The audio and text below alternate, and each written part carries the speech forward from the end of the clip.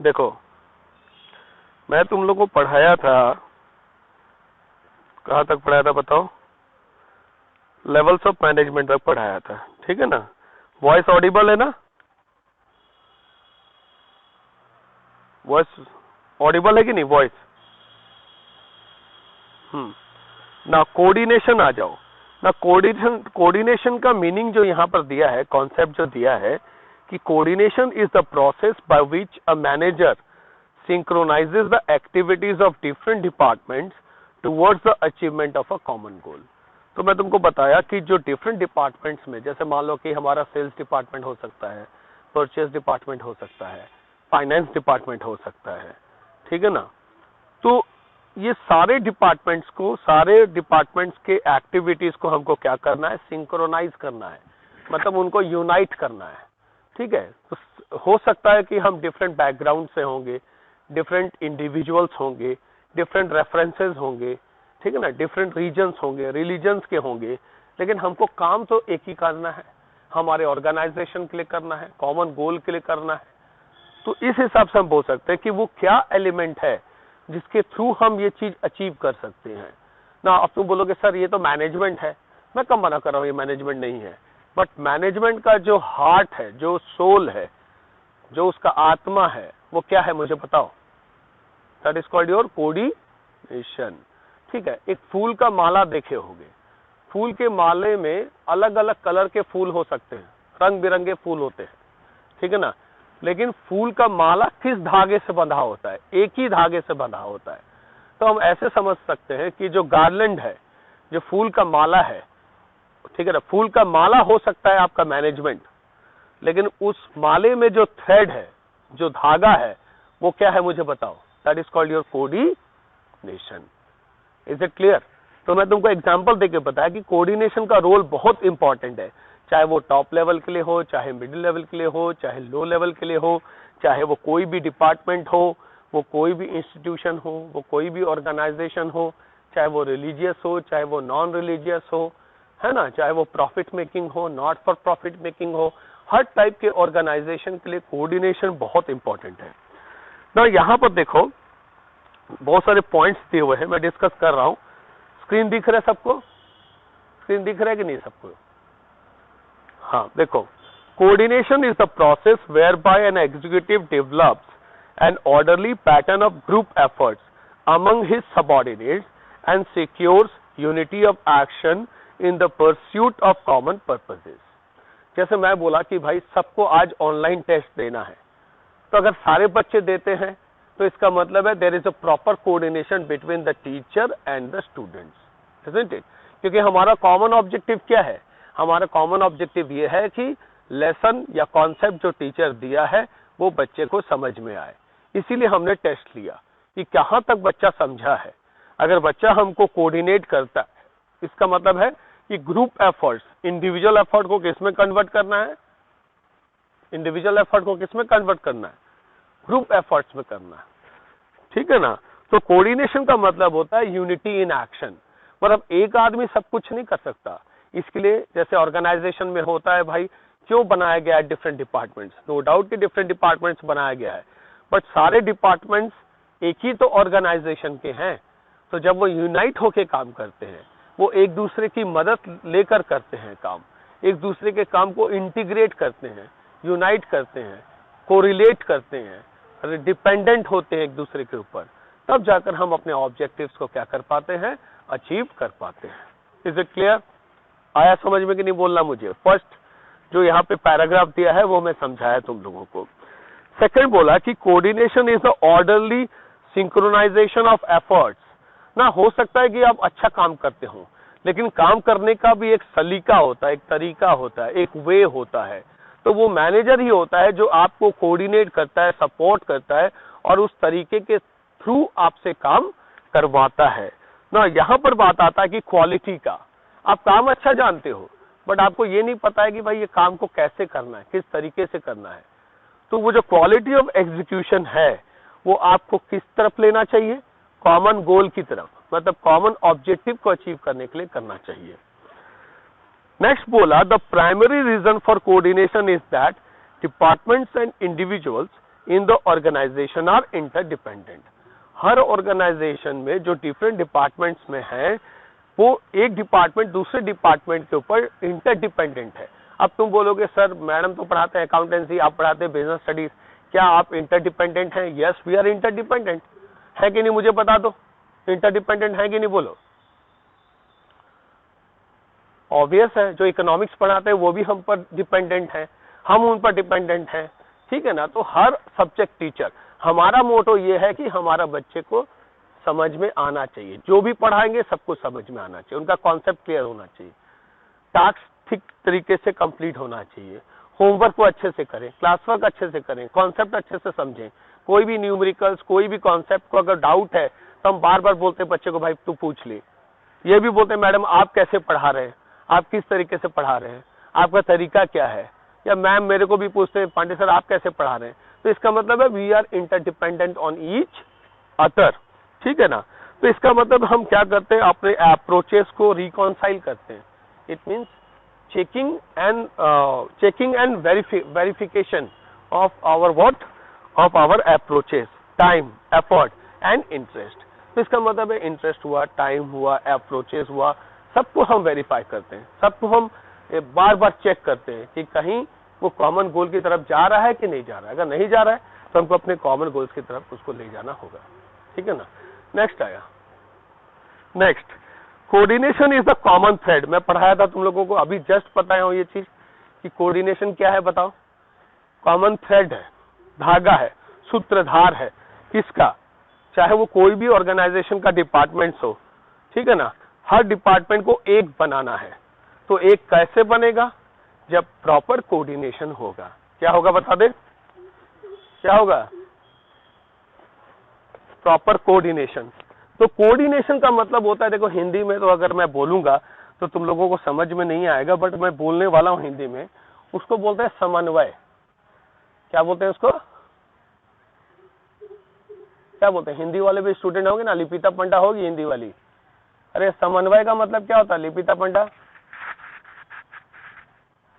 समन्वय का मतलब है कि नहीं लिपिता पंडा?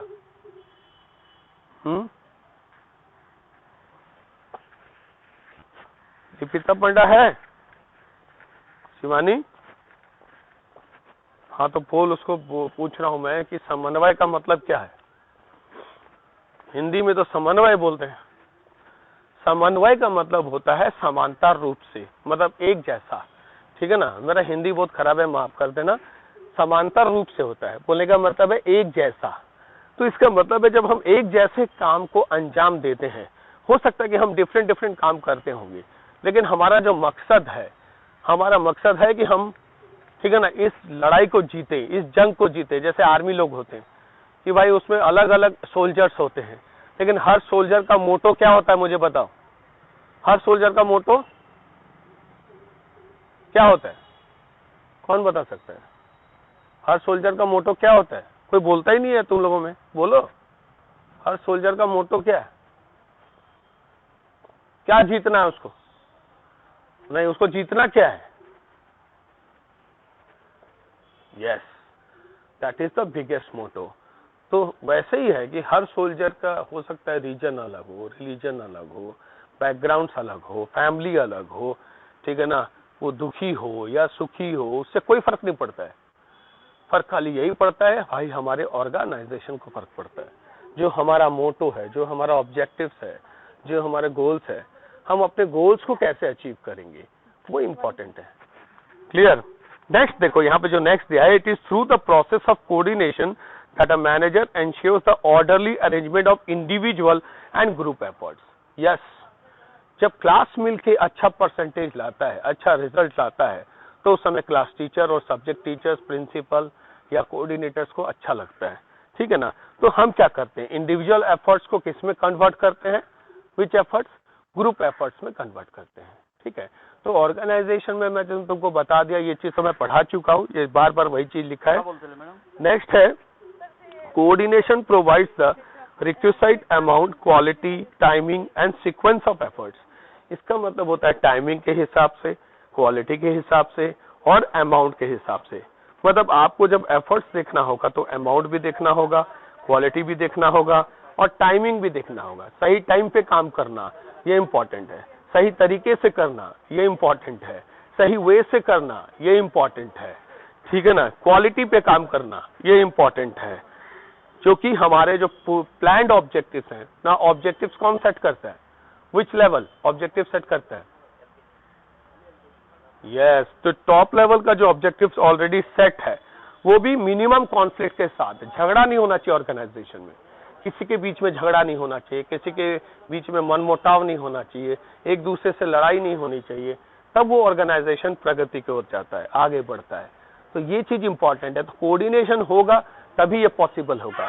अगर कोऑर्डिनेशन नहीं है किसी के बीच में, कि मतलब ऑर्गेनाइजेशन में जो लोग काम करते हैं उनके बीच में हर समय झगड़ा होते रहता है, एक दूसरे को देखना नहीं चाहते हैं, चिढ़ते हैं, उसका थोबड़ा देख के उनको खराब लगता है, तो इस केस में क्या होता है कि कॉन्फ्लिक्ट होता है, झगड़ा होता है। भले वो जोर से झगड़ा ना हो लेकिन फिर भी मन में रहता है या उनका मनमुटाव हो जाता है। तो ये चीज इंपॉर्टेंट है। तो भाई कोऑर्डिनेशन तभी पॉसिबल है जब हमारे बीच में अच्छा रिश्ता होगा, अच्छा रिलेशंस होगा, हम एक दूसरे को समझते होंगे, एक दूसरे को जानते होंगे, हम अपने प्रॉब्लम्स को शेयर करते होंगे, एक दूसरे के साथ मिलकर काम करते होंगे। तो ये सारा चीज इंपॉर्टेंट है, तभी इंपॉर्टेंट है जब हम एक साथ मिलकर काम को करेंगे। नाउ द नेचर और कैरेक्टरिस्टिक्स और features of coordination, let us discuss. First one, coordination integrates which efforts, which efforts, group efforts, yes. तो कोऑर्डिनेशन क्या लाता है, ग्रुप एफर्ट्स लाता है। मैं तुमको बताया कि हमारे डिफरेंट बैकग्राउंड्स हो सकते हैं, हम लोग डिफरेंट इंडिविजुअल्स हो सकते हैं, कोई मुसलमान होगा, कोई क्रिश्चियन होगा, कोई हिंदू होगा, कोई ऑस्ट्रेलियन होगा, कोई अमेरिकन होगा, कोई जापानीज होगा, कोई चाइनीज होगा, सबको बुलाना पड़ेगा। हमको किसके लिए काम करना है, हमको ऑर्गेनाइजेशन के लिए काम करना है। हमको ये नहीं बोलना कि भाई तू चाइनीज है, तू जापानीज है, तू ऑस्ट्रेलियन है, तू इंडियन है। भाई पहले तो ऑर्गेनाइजेशन है, बाद में जापानीज, चाइनीज और इंडियन होगा, इजंट इट। तो इसीलिए जो एफर्ट्स हम देते हैं, इंडिविजुअली देते हैं, उसको हमको किस में कन्वर्ट करना पड़ेगा, ग्रुप में कन्वर्ट करना पड़ेगा। नेक्स्ट क्या है, देखो क्या लिखा है नेक्स्ट में, पढ़ो नेक्स्ट में क्या लिखा है। It ensures what, it ensures, yes पढ़ा चुका मैं, पढ़ाया हूं कि नहीं पढ़ाया हूं मुझे बोलो। यूनिटी ऑफ एक्शन के बारे में समझाया अभी मैं तुम लोगों को। By acting as a binding force, तो कोऑर्डिनेशन मैं तुमको बताया जैसे फूल का माला होता है, तो फूल के माले में अलग अलग फूल होते हैं, वैसे फूल को ले लो कि हर इंडिविजुअल, हर पर्सन जो ऑर्गेनाइजेशन में काम करते हैं उनका कलर अलग होता है, उनका वेशभूषा अलग होता है, उनका स्टाइल अलग होता है, ठीक है ना, उनका तरीका अलग होता है। लेकिन हम जब उसको एक सूत्र में बांधते हैं, एक धागे में जब बांधते हैं उन लोगों को, उनके एफर्ट्स को, उनके एक्टिविटीज को, ठीक है ना, तो वो क्या लाता है, यूनिटी ऑफ एक्शन लाता है। ठीक है, एक टीम कैसे मैच जीतता है, जब हर कोई अच्छा खेलता है कि खाली एक जन अच्छा खेलने से हो जाता है, बताओ। हर प्लेयर का, ऑब्वियस है हर प्लेयर का कंट्रीब्यूशन इंपॉर्टेंट है। खाली विराट कोहली सेंचुरी मारने से भी इंडिया हार जाता है मैच, क्यों? उसका रीजन ये है कि बॉलर्स अच्छा बॉलिंग नहीं करते, ठीक है, फील्डर्स अच्छी फील्डिंग नहीं करते, या टीम में तुम्हारा मनमुटाव है, या उनके बीच में कोऑर्डिनेशन नहीं है, जिसकी वजह से मैच हम हार जाते हैं ना। इतना बड़ा प्लेयर है रोनाल्डो, दुनिया का सबसे महंगा प्लेयर है, उसका टीम क्यों नहीं जीता वर्ल्ड कप? रीजन है उनके टीम में कोऑर्डिनेशन नहीं था। बट लियोनेल मेसी के टीम में इतने बड़े बड़े प्लेयर्स भी नहीं थे, खाली मेसी को छोड़कर अर्जेंटीना कैसे मैच जीता और वर्ल्ड कप जीता? उसका रीजन है कि उनके बीच में क्या था। What is the most important thing in that particular team? Tell me. That is the coordination. Clear? ना ये कंटिन्यूअस प्रोसेस है। तुम बोलोगे नहीं कोऑर्डिनेशन मुझे खाली ना इस टास्क के लिए चाहिए, इस एक्टिविटी के लिए चाहिए। गुड मॉर्निंग बेटा, गुड मॉर्निंग।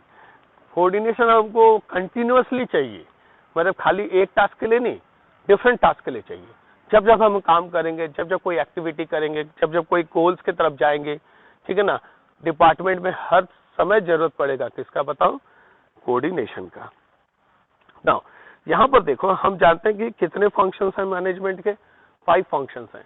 बट जब मोस्ट इंपॉर्टेंट फंक्शन है वो है तुम्हारा कोऑर्डिनेशन, जो कि हर फंक्शन ऑफ मैनेजमेंट में आता है। प्लानिंग में आता है, ऑर्गेनाइजिंग में आता है, स्टाफिंग में आता है, डायरेक्टिंग में आता है, कंट्रोलिंग में आता है। तो इसका मतलब है क्या प्लानिंग में कोऑर्डिनेशन नहीं है क्या? है। स्टाफिंग में नहीं है क्या? है। तो कोऑर्डिनेशन क्या स्टाफ में नहीं चाहिए? चाहिए। प्लान्स बनाते समय नहीं चाहिए? चाहिए। क्या रिसोर्सेस को ऑर्गेनाइज ना, कितने टाइप के रिसोर्सेस होते हैं? Tell me, how many types of resources are there? कितने टाइप्स के होते हैं resources? Physical and non physical, and one more is your human resources. 3 होते, फिजिकल होगा, ठीक है, फिजिकल रिसोर्सेस बोल सकते हो, जानते हो फिजिकल रिसोर्सेस के बारे में, और नॉन फिजिकल भी होता है। नॉन फिजिकल को हम HR बोलते हैं, that is the human resource. Which resource? Human resource में आएगा। फिजिकल में आएगा कैपिटल आएगा, इक्विपमेंट्स आएगा, मशीनरी आएगा, फर्नीचर आएगा, फिक्सचर आएगा, and non physical means human resources are there. ना यहां पर देखो, नेक्स्ट बोला ये परवेसिव फंक्शन है। Which function? कौन सा फंक्शन है ये? Coordination pervasive. परवेसिव का मतलब क्या होता है? परवेसिव में तुमको पता है कि ये कोई एक पर्टिकुलर ऑर्गेनाइजेशन का नहीं है, वो कोई भी ऑर्गेनाइजेशन में यूज होता है, चाहे वो प्रॉफिट मेकिंग हो, नॉट फॉर प्रॉफिट मेकिंग हो, रिलीजियस हो, नॉन रिलीजियस हो, ठीक है ना, वो स्कूल हो, कॉलेजेस हो, यूनिवर्सिटीज हो, सब जगह आपको कोऑर्डिनेशन मिलेगा देखने को। Now it is a responsibility of all managers. तो ये रेस्पॉन्सिबिलिटी खाली टॉप लेवल का नहीं है, ये मिडिल लेवल का भी है और लो लेवल का भी है। क्या लो लेवल में कोऑर्डिनेशन नहीं चाहिए? चाहिए। क्या टॉप लेवल में नहीं चाहिए? चाहिए। और मिडिल लेवल में भी चाहिए। ये डेलिब्रेट फंक्शन है। It means it's your conscious and deliberate manner. इसका मतलब है कि आपका जो भी एफर्ट्स है उसको आप कोऑर्डिनेट करोगे, और जैसे बोलते हैं ना, हम फूंक फूंक कर कदम रखते हैं, तो ये काफी important function. Deliberate means it is very important for our organisation. So that is the most important thing, that there should be the proper coordination between all the individuals, those who are our organization. So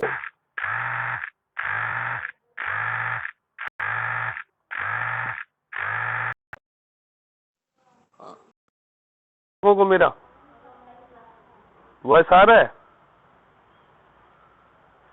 देखो ना, मैं बताऊंगा next तुमको need and importance of coordination. क्या importance है coordination का, देखो, ठीक है। अगर और एक चीज है, मुझे एक चीज में यहाँ पे मुझे नहीं मिला, वो चीज क्या नहीं मिला मैं तुमको बताना चाहता हूँ कि जो डिफरेंट फंक्शंस में कोऑर्डिनेशन यूज होता है, जैसे प्लानिंग में कोऑर्डिनेशन है, स्टाफिंग में कोऑर्डिनेशन है, वो पार्ट में तुमको पढ़ाऊंगा एनसीईआरटी बुक से। कौन से बुक से पढ़ाऊंगा उसको मैं? Which book? हाँ, वो मैं कल पढ़ाऊंगा, ठीक है ना। तो आज मैं तुमको इस बुक में जितना दिया उतना बता देता हूँ, और वो वाला नोट्स जो है कि जो डिफरेंट फंक्शंस में कोऑर्डिनेशन है वो तुम एनसीईआरटी बुक से लिखोगे, वो पार्ट में दे दूंगा। अगर मान लो कि यहाँ पे कुछ रह जाता है, छूट जाता है, तो वो मैं तुमको भेज दूंगा, ठीक है। Now let us discuss the last topic of this chapter, that is the need and importance of coordination, ठीक है। तो functions of management and coordination जो टॉपिक है वो मैं तुमको एनसीईआरटी बुक से पढ़ाऊंगा कल। नाउ आज मैं पढ़ा देता हूं तुमको last topic, that is the need and importance of coordination. अच्छा, कोऑर्डिनेशन किस लिए चाहिए मुझे बताओ। जो अगर मान लो कि हमारा ऑर्गेनाइजेशन ग्रो करता है, हमारा ऑर्गेनाइजेशन नेशनल से इंटरनेशनल होता है, लोकल से नेशनल होता है, तो नंबर ऑफ एम्प्लॉयज बढ़ेंगे, ठीक है, साइज बढ़ेगा ऑर्गेनाइजेशन का। तो हमको और ज्यादा क्या चाहिए मुझे बताओ। सबसे इंपॉर्टेंट चीज चाहिए, मैं बताया था, soul of the management, that is the coordination. तो अगर हमारा ऑर्गेनाइजेशन इंक्रीज करता है, हमारा ऑर्गेनाइजेशन बड़ा होता है, छोटे से बड़ा होता है, तो हर चीज बढ़ जाएगा। इसका मतलब एम्प्लॉयज बढ़ जाएंगे, रिसोर्सेज बढ़ जाएगा, पैसा ज्यादा लगेगा। तो इसलिए हर चीज में क्या होना चाहिए, हर चीज में हमको क्या चाहिए, कोऑर्डिनेशन चाहिए। Is it clear to everyone? आया समझ में कि नहीं, बोलो, क्लियर है? Next, functional differentiation. मैं तुमको बताया कि आजकल ऑर्गेनाइजेशन क्या हो गया, डिफरेंट डिपार्टमेंट के साथ जाता है ना। प्रोडक्शन डिपार्टमेंट है, सेल्स डिपार्टमेंट है, मार्केटिंग डिपार्टमेंट है, फाइनेंस डिपार्टमेंट है, ठीक है ना। हर डिपार्टमेंट का अपना अपना खुद का ऑब्जेक्टिव्स है, पॉलिसीज है, स्ट्रेटेजीज है, और यहाँ पर क्या होता है कि इनके बीच में झगड़ा होने का संभावना होता है, हर समय झगड़ा हो सकता है। तो इसके लिए क्या चाहिए, हमको एक इस झगड़े को मिनिमाइज करना है, इस फंक्शनल डिफरेंशिएशन को हटाना है। तो फंक्शनल डिफरेंशिएशन को मिनिमाइज कैसे कर सकते हैं? नो डाउट कि भाई फंक्शनल डिफरेंशिएशन तो रहेगा, काम करने का तरीका अलग अलग तरीके से होता है, हर मैनेजर का अपना स्टाइल है, अपना थिंकिंग है, अपना परसेप्शन है, अपना स्किल्स है, तो डिफरेंशिएशन रहेगा। बट कोऑर्डिनेशन ही है जो कि ये क्या कर सकता है, ऐसे कॉन्फ्लिक्ट्स को मिनिमाइज कर सकता है और हमको कॉमन गोल्स की तरफ आगे ले जा सकता है। Is it clear? आया समझ में? आया कि नहीं? तुम लोग सो जाते हो क्या बीच बीच में ना? स्पेशलाइजेशन, हाँ स्पेशलाइजेशन में आ जाओ। स्पेशलाइजेशन ना द थर्ड वन। यहां पे क्या लिखा है, in modern organisation there is high degree of specialisation. जैसे आजकल लोग है ना एक्सपर्ट्स रखते हैं, जैसे मान लो एक लॉयर को रख लेंगे, एक चार्टर्ड अकाउंटेंट को रख लेंगे ऑर्गेनाइजेशन में, कि जो भी तुम्हारा फाइनेंस पार्ट होगा it will be seen by mister Singhania, our FCA, ठीक है ना, फेलोशिप चार्टर्ड अकाउंटेंट ना। अगर कोई प्रॉब्लम होगा it will be seen by Miss Pooja. Miss Pooja क्या है? हमारी एडवाइजर है, legal adviser, that is a lawyer. Okay, तो ऐसे ऐसे बहुत सारे क्या करते हैं कि ना पोस्ट बनाया जाता है। नाउ काउंसलर भी रखते हैं, देन हम रखते हैं तुम्हारा क्या बोलते हैं उसको यार वो PR डिपार्टमेंट। आजकल PR डिपार्टमेंट बहुत चला है। PR जानते हैं क्या होता है? PR बोलो तो क्या होता है PR? What is PR? तुम लोग को PR नहीं पता है? मेरा वॉइस जा रहा है कि नहीं जा रहा है? अरे हाँ तो बोलो PR क्या है रे? PR P for parrot, R for rat. क्या है PR का फुल फॉर्म? इसको मालूम है? अरे मुश्किल है। PR का मतलब होता है पब्लिक रिलेशंस। क्या रिलेशंस में बोला? हाँ, तो पब्लिक रिलेशंस आजकल काफी इंपॉर्टेंट हो गया है ना। पब्लिक रिलेशंस के लिए हम लोग PR ऑफिसर रखते हैं। वो मतलब डिफरेंट स्टेक ओनर से, स्टेक होल्डर से बात करता है, इंटरेस्टेड पार्टी से बात करता है, कोई भी प्रॉब्लम अगर होता है तो वो डिस्कस करते हैं मैटर्स को। तो मेरे बोलने का मतलब है कि जब इस तरीके के जब स्पेशलिस्ट होते हैं तो उनके बीच में और एम्प्लॉयज के बीच में अक्सर कॉन्फ्लिक्ट्स हो जाता है। क्यों कॉन्फ्लिक्ट्स होता है बोलो?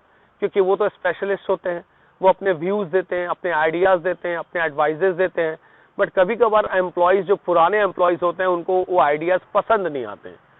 तो यहां पर क्या होना चाहिए उन लोगों के बीच में? यू टेल मी, क्या होना चाहिए बताओ स्पेशलिस्ट के बीच में? और यस, कोऑर्डिनेशन। अगर कोऑर्डिनेशन होगा तो वो आसानी से इस सारे प्रॉब्लम्स को क्या कर सकते हैं, सॉर्ट आउट कर सकते हैं। तो यहां पर लिखा है they do not take advice और suggestions from others, coordination is needed to reconcile the differences in approach, interest और ओपिनियन ऑफ द स्पेशलिस्ट। तो ये चीज नहीं है कि मतलब कॉन्फ्लिक्ट क्यों होता है? कॉन्फ्लिक्ट तभी होता है, झगड़ा तभी होता है जब एक आदमी दूसरे की बात को नहीं समझता है। क्लास में भी होता है, होगा देखना, एक स्टूडेंट का दूसरे स्टूडेंट के साथ झगड़ा हो जाता है। क्यों होता है? क्योंकि वो बात नहीं मानता होगा उसका, या उसकी बात नहीं समझता होगा, उसको गलत तरीके से सोचता होगा।